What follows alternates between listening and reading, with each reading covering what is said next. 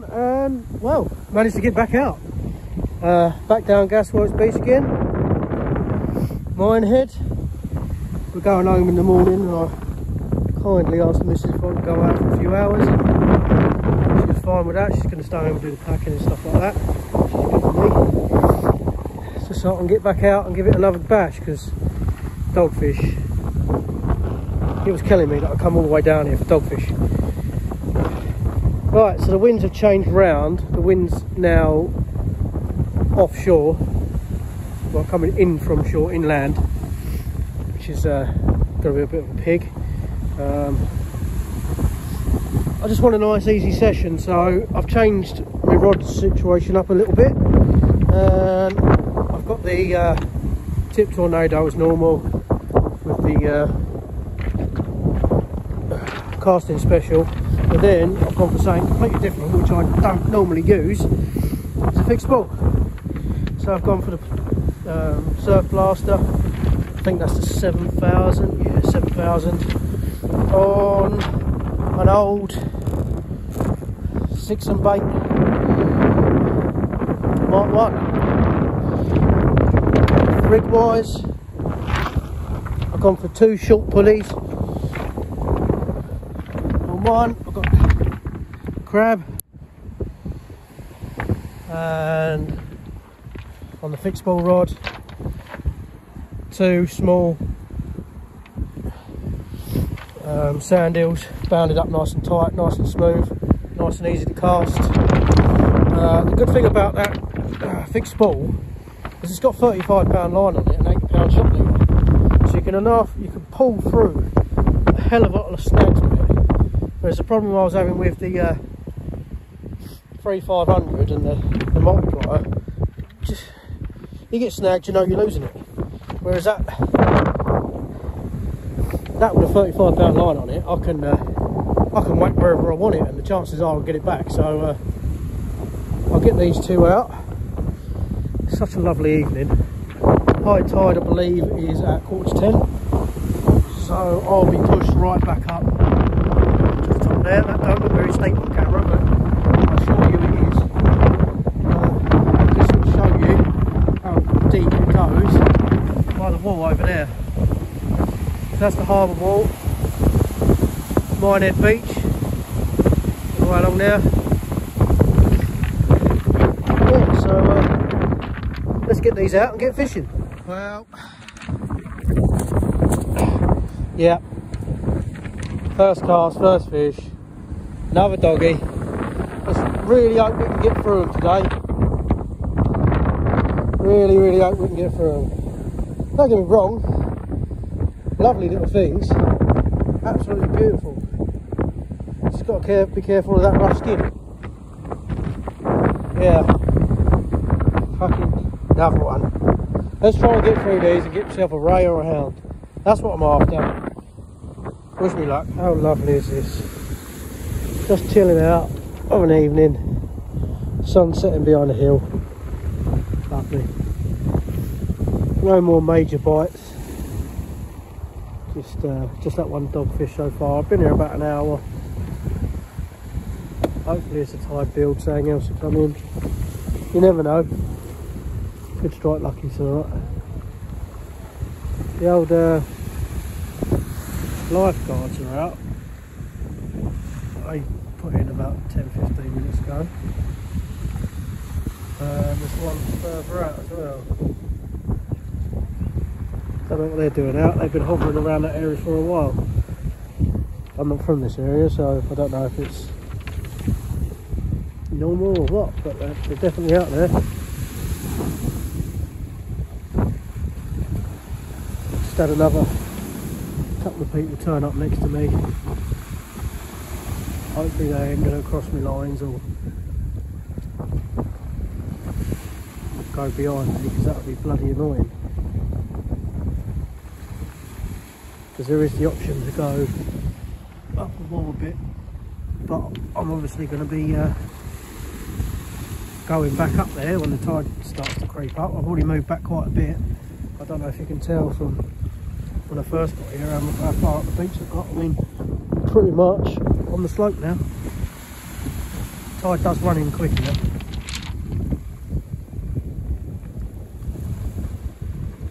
Yeah. That left hand rod's bobbing away because there's a bit of weed on the line. No fishing bites, just generic up and down in the waves. I must admit that tip tornado sport does really well in really tidal conditions. It don't budge. You get fish comes along, you know it.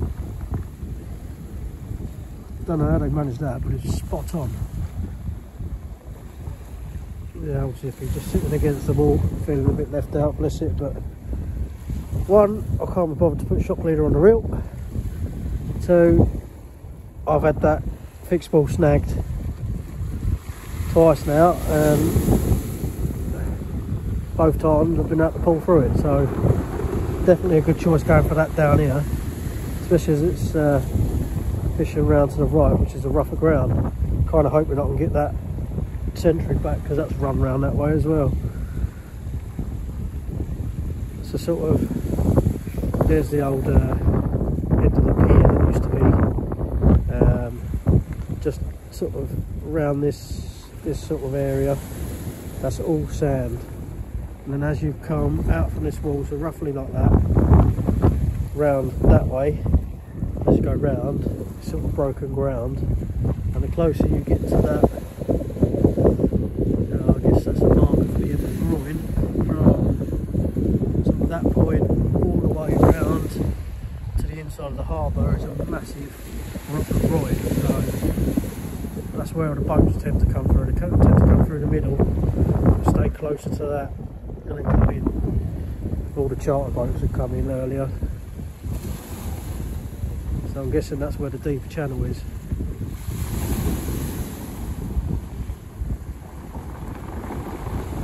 What's going on here? There we go. I do love the channel. It's not normally very nice to me, to be honest, the channel. Every time I fished it, I've not had anything amazing. I mean, I've had, don't get me wrong, I had that conger, but everything I come down here for, I never seem to get.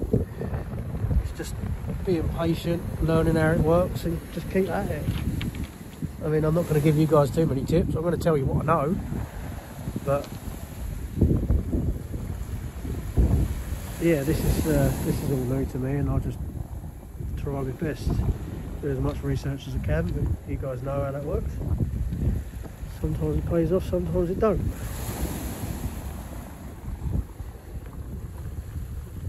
Yeah, I'm just going to keep moving up the beach with the tide, just keep fishing it, see how we get on. Alright, I'm going to roll myself a fag, enjoy the sunset before it goes behind that hill, and then I'll probably wind in and do a bait up on the crab. I'll be in a bit.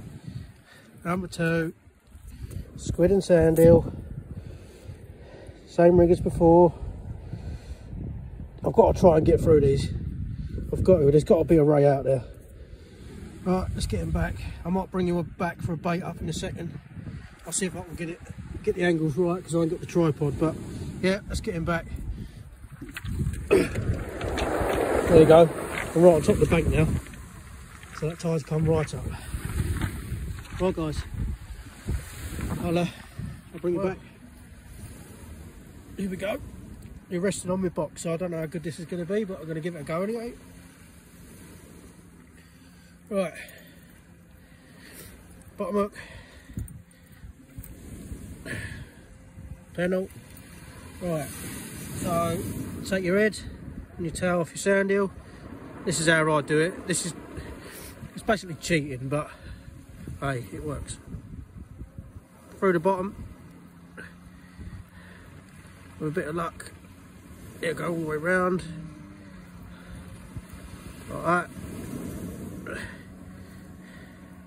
Pull it up over the shank of the hook like that. Get a bit of bait and elastic. Let's give him a quick whip round. All the way up. Oh, he just split. You whip him up like that. Just nice little first whip. Then I normally get the second one, turn it over so the hook's the other side, and just continue whipping.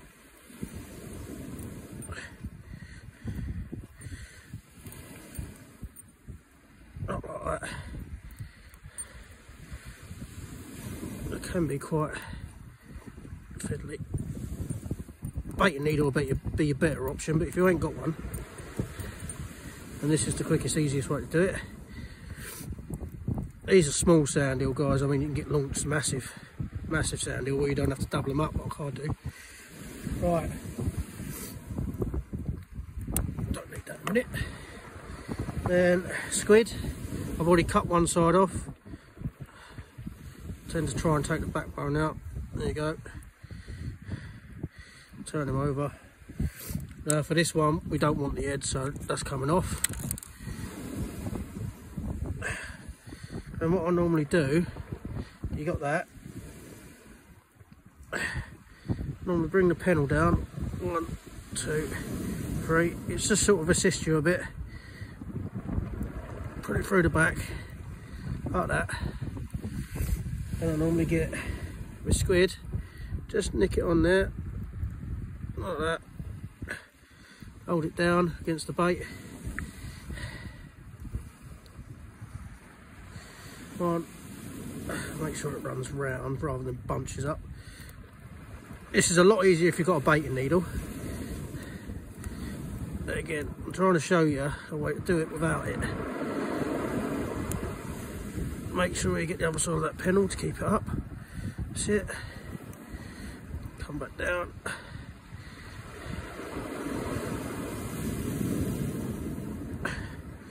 Like that. Now, if you was a perfectionist, which as you can see, I am definitely not, you could snip that off there, so the hook's at the bottom of the bait. But for me, that's plenty sufficient. So we'll get that rig clip back on and back out. Well, number 6 of these things, I'm still pushing through them. Just wanted to show you this one because look at the colours on him. It's almost like leopard. Beautiful little colours on him. Beautiful little colours. I had one just a minute ago that was hooked in the lip and felt so bad because it was hooked through the top of the lip and I couldn't get it out. This one pretty much fell out. She's been in getting her purses out. We'll get her back in. Still going to keep pushing through these doggies. There's got to be something nice out there. Got to be. Yeah, one rod out at the moment. That one's just pulled in a doggy. We'll see what happens. Back in the motor, as you can see, obviously not on the beach. Well, to be honest, I lost count after 10 doggies. Yeah, I tried everything. Steve sent me a good message, old Maddie man. Upscale your hook, try bigger baits. If not, try tiny baits. I literally tried everything. I couldn't, just couldn't get through the doggies. I mean, to the point where I reckon you could have thrown a ham sandwich in there with a hook on it and you would have caught one. They are prolific. They are insane up here. I mean, I moan about deal and stuff, but at least you get the odd thing in between. I mean, here, in my opinion, I know other people have done really well here, but in my opinion, the rays, congers, they're just not getting a chance to get to the bait because the doggies are just so prolific. Towards the end, I sort of just thought, oh, I'm whacking them out as far as I can. Sort of mid-session, I tried sort of midway, just like an overhead thump. And then right at the end, I just thought, So I just lobbed it to the side of me, and there was a wall beside me, and I'd say it's probably about 10 foot deep. Well, that's a bit of exaggeration, probably about 6 to 8 foot deep. And the sentry, it doubled over, and I thought, cush to eat, nice conger, because that was on whole squid. Went to wind into it, wound into it, and it must have swum into a snag, because as soon as I wound into it, line, ping, gone, snapped. And it weren't nowhere near the shock leader knot. I know that because I've lost quite a bit of line. So it had run, the rod was doubled over and it was running. It obviously swum around a rock or something, and as soon as I tightened into it, went to strike it, and yeah, ping, gone. So, and that was literally, I don't know, probably 2 rod lengths off the wall. So, no doubts that was a conger. Yeah, definitely. But yeah, I lost count after 10. It's got to be at least 15, somewhere in that mark, 15, 16 doggies. They're all really pretty colours up here, but a dogfish is a dogfish, isn't it? For these people that are just starting out and want to catch fish, they're great sport.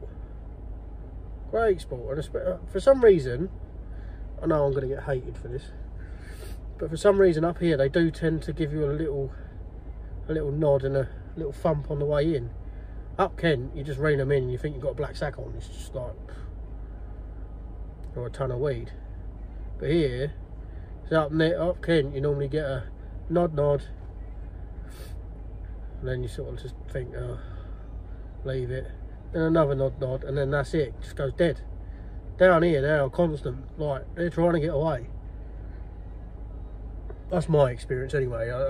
You guys have probably had different experiences from all around the country, but here, yeah, they tend to keep tugging. So I tried peeler, I tried squid, I tried sand eel, I've tried sand eel and squid combo, squid and crab. You name it, out of them 3 combinations I've tried it. I've tried big baits, 6.0, 7.0 hooks, just to try and stop hooking them, and hopefully they'll just nibble at it and then something bigger will come along.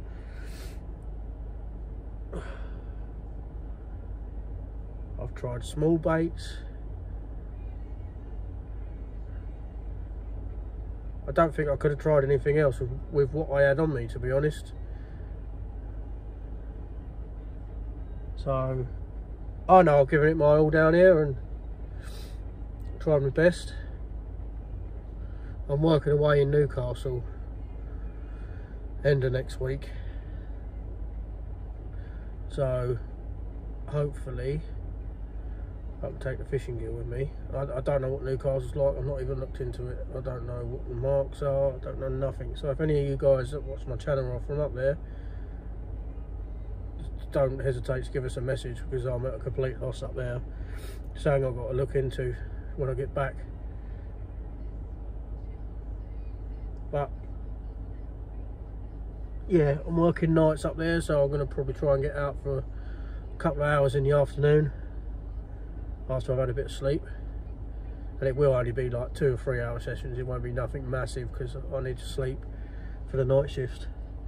So I'm going to try and take the rods. I don't know if it's going to be possible or not, but I'd like to. Yeah, so the minehead trip that I've been so excited for weren't a complete bust like I thought it was going to be on the first session. First session, the wind was howling and it just kicked us off the beach. I just couldn't do it anymore. I was just so frustrated, and I'll quite happily admit and be a man about it that I did have a little breakdown. Just everything got on top of me, and I think that was the last straw, and I did have a bit of a breakdown. But I got back out, I got fighting again, I got back on the beach, and I wasn't going to let it beat me. So I know I'll give it my all. And yeah, so till the next time, guys, tight lines.